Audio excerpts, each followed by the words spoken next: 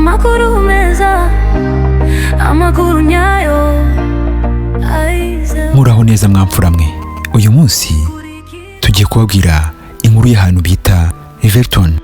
Ni icyaro cyabayemo ibintu bidasanzwe mu mateka y'isi kugeza n'ubu ngubu, n'abashakashatsi baracyari kubyigaho, ariko twayibacukumburiye ngo tuyibabwire yose uko byagenze. Nawe uba ufite amatsiko wazigererayo ukajya kureba.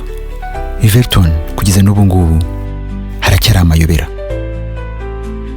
amayobera, y'urumuri rwaho, y'ukuntu izuba ryaho ribura, y'ukuntu izuba ryaho rigenda mu buryo bw'amayobera rikamara amasaha menshi. Ese ni iki kibitera? Urabyibazaho? Nanjye nibyo ndi kwibazaho. Muhawe ikaze kuri Ayizewe. Tubibutsa yuko abatarakora subscribe mwadukandira aho ngaho hasi handitse subscribe, ukaba washaringa n'izi nkuru zacu. Nukuri ni igikorwa gikomeye wamfura we. Murakoze. Reka dutangire mbere na mbere uko byatangiye, ari naho inkuru y'ubu ngubu tugiye kubagezaho ishingiye. Hari mu cyaro cyitwa Riverton. Mu gitondo cya kare mu gasusuruko, izuba rirasa nk'ibisanzwe. Igeze saa 2:23 izuba rirabura. Abaturage bari mu kirere bakabona n'umwijima gusa. Hashize iminota 23 polisi itangiye gucicikanamo, ibwira abaturage basubira mu mazu yabo, n'abari bagiye ku kazi nabo boherezwa imodoka za leta zo kubatwara abatari bafite uburyo bwa transport, kuko ntabwo byari bisanzwe. Bahamagara ahandi hose mu gihugu bagasanga izuba rirahari, ariko ho nta zuba ryari riri kuharasira muri ako kajyi kitwa Riverton. Amasaha yakomeje kugenda, polisi ari nako icicikanamo, abaturage bataha bahiye ubwoba, amaradiyo ari gutangaza inkuru z'ibihuha ngo yabaremeruka. Bikomeza gutyo bigeze mu masaha ya saa 11. Ndagira ngo uri kumva amasaha yarashize nta rumuri, hafi amasaha 10. Umujyi uri mu icuraburindi, kandi byitwa ngo ni ku manywa. Umujyi watewe n'ubwoba budasanzwe mu baturage. Nawe ugize ubwoba? Nanjye ndabufite. Ndi kwibaza icyabaye aho hantu. Ariko hari umunyamakuru witwa Mark yari umunyamakuru w'umucukumbuzi utajya uva kwizima.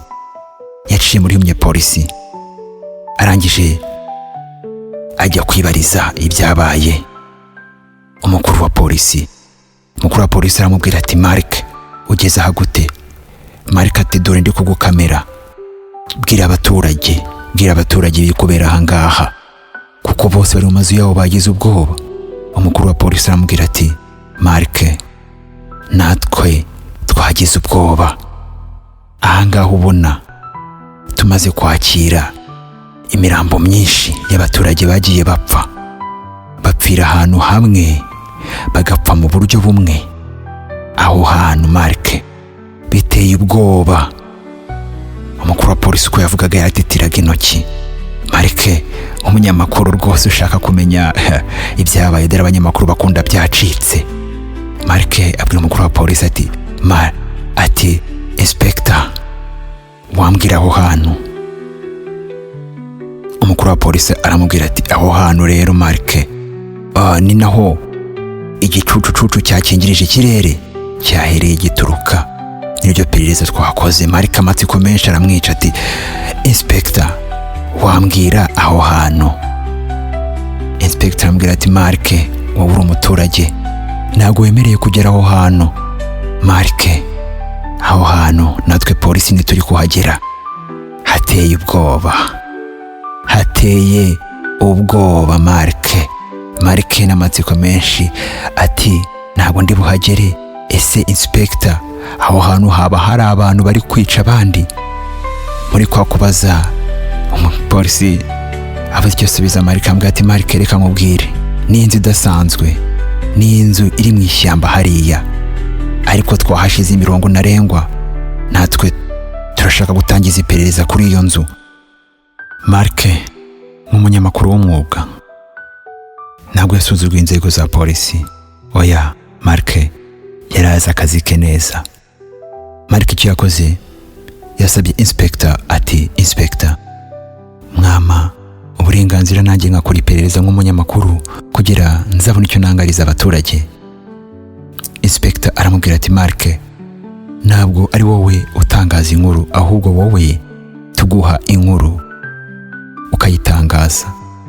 Twebwe polisi nitwe twemeye kuvuga icyaba kiri kujya imbere muri aka karwa kacu ka Riverton. Mark agira umupolisi ati, umfashe iyi nkuru ari njye uzayihanye itangaze bwa mbere.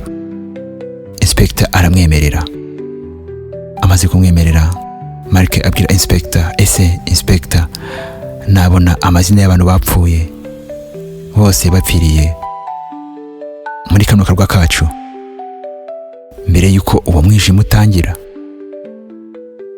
Inspector aramubwira ati, Mark, ngaya amazina ndayaguhaye, ariko Mark, icyo ngusaba ntihagire amazina y'abaturage utangaza, tutari twakubwira ikizava muri iri perereza. Mark afata urutonde, agenda akurikirana buri wagiye apfa aho yavaga muri ayo mazu yari kuri ako karwa, ariko akagenda asanga buri muturage wese yarahatuye, yarasanzwe ahaba, ntabwo arabumukira. Nta muturage baje ngo banagaho ngaho ari umurambo ngo yapfiriye. Hashize ibyumweru 2, Mark yirirwa agenda abaza amakuru ya buri umwe. Yaje kuvumbura ikintu kidasanzwe polisi itarigeze ivumbura. Mark ni umunyamakuru w'umuhanga rwose. Aha turi ni kuri Ayizewe. Twibutsa yuko niba utarakora subscribe no kuri udukandire subscribe. Reka dukomeze na Mike. Mark yabonye yuko aba baturage bose bagiye bapfa bapfiriye kuri ya nzu. Ndavuga ngo yanze iri mu gashyamba kandi bose bahuje ikimenyetso kimwe. Ubwoba bwahise bumutaha ako kanya. Arabwiye ati, ngiye guhamagara inspector tujyaneyo. Umutima wundi nk'uko yabitubwiye abitangaza iyi nkuru, avuga ngo oya, nimamagara inspector ntabwo ari bunyemerere kujyayo. Mark yafunze umwuka, aravuga ati, njyewe ngiye kwitangirira iperereza ryanjye nk'umuturage. Mark aragenda. Iyo nzu yari iri muri mayiro 5 uvuye mu Kagineza agatown, aho ndavuga aho akarwa kabo kari, ahandi abaturage bahuriraga. Ubwo avuye mu kaji kabo yerekeza muri iryo shyamba ryari ribagose, ajya kuri iyo nzu. Mark aragenda mu ishyamba. Ishyamba riteye ubwoba, ishyamba ry'inzitane. Mark, umunyamakuru w'umwuga, umunyamakuru ugiye guhara amagara ye ngo avumbure ikitari cyavumburwa. Mark ageze kuri ya nzu arayitegereza, umutima uramurya. Mark yaravuga ati, ndasubira inyuma mvuge ko nabonye inzu. Arayifotora. Mark afotoye amafoto nyaposting mvuge ko nagezeho abantu bapfiriye. Oya, nk'umunyamakuru ngomba kuvuga icyabishe. Mark yinjira mu nzu, inzugi zitazifunga. Mark acana itoroshi rye, arangije yigira inama ati, ese ubu nkomeje imbere nta muntu uzi ko nagiye aha, reka mpamagare inshuti zanjye magara. Arebye muri telefone asanga asigaranyemo 7%. Batiri umuriro wari ugiye kumushirana. Nta gushidikanya areba muri telefone ye, ahamagara inshuti zimagara.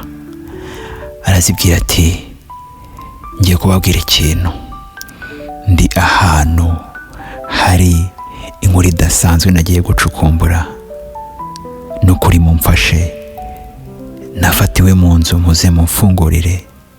Ariko icyo mbasaba nuko dukora n'ubushakashatsi namwe nkazabashyira mu nkuru. Inshuti ze ziti, Mark, ni kwa kundi kwawe wabaye uvuga ibitabaho kugira ngo ushyushye inkuru. Mark arababwira ati ese mwamuzi ko ahantu ndi ariho hatumye muri mwicurabo rindi? Niyo mpamvu babwiye ngo namwe muze dukora ubucukumbuzi dutangaza iyi nkuru, kuko na polisi ntiramenye icyabiteye. Nta gushidikanya inshuti ze uko ari 3 zitazivuga ati reka tujye gutabara Mark, ariko natwe dukorana ubushakashatsi nawe tuzajye kuri paji ibanza ku rupapuro. Izo nshuti ze zari Jacques, Akil na Sabra. Yabahaye amerekezo y'ahantu ari, arabwira ati telefone yanjye isigayemo 2% mushobora kuhagera, umuriro wanshiranye. Mark niko yari afite ubwoba bwinshi, ababwira ati muzanire amatoroshi manini. Akivuga gutyo Pati itangira gushutinga down, aravuga ati munyaruke. Akivuga gutyo umuriro uramushiranye muri telefone ye. Mark yicaye iruhande rw'urugi, umutima uramurya. Aricara atangira kumva amajwi adasanzwe acicikanamo muri za ndimi za kera. Ayo majwi abateye ubwoba. Mark umutima uramurya, atangira gutera isengesho dawe uri mu ijuru. Isengesho riranga kuko atarakomeje. Atangira guhamagara mama, atangira guhamagara papa we, atabaza badahari, ariko amajwi amurusha kwiganza. Agiye yumva imirindi myinshi n'imirazi musanga. Ako kanya agiye yumva ku rugi ngo pa. Amahirwe yahise agira bari babana b'inshuti ze. Sabra abarakomanze ati Mark urimo?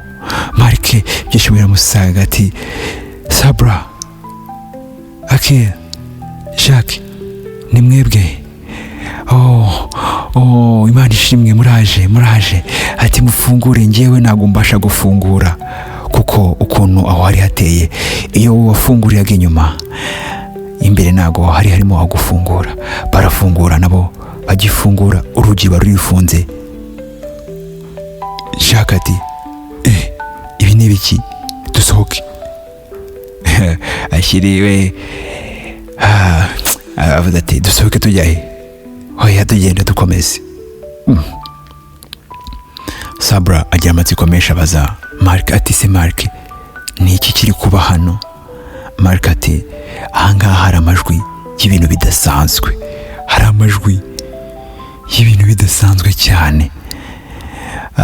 Jacques na Akili baramuseka cyane. Ati Mark ariko wahahamutse, ni iki uri kubona aha? Ni iki Mark ufite ubwoba gusa? Mark abwira ngo mucane dukomeze tugende pasi, dukomeze tujye imbere. Baracana amatoroshi yabo maremare. Ako kanya bagicana amatoroshi, ibicucucucu byabo bitangira kugenda mu merekezo batarimo. Bagira ubwoba, ariko Jacques na Akili bakomeza kubwira Mark ati ibi ni bisanzwe, dukomeze tujye imbere. Gusa Sabra we agira amakenga, abaza Mark ese kuki waje ahangaha? Mark areba kubabwira ati ahangaha niho polisi yari yarakuye abantu bapfuye mbere yuko wa mwijima utera, ariko aryumaho aravuga nayo babwira baracika intege cyangwa bagira ubwoba bashake kurwana no gusubira inyuma. Nuko bakomeje kugenda begera imbere, batangira kubona mu nzu iri nk'imbere ari ibintu bishaje cyane, harimo ibyagiye bimeneka. Jacques na Akili babwira ati ese Mark waba warutuzanye kugira ngo utwereke imizimu?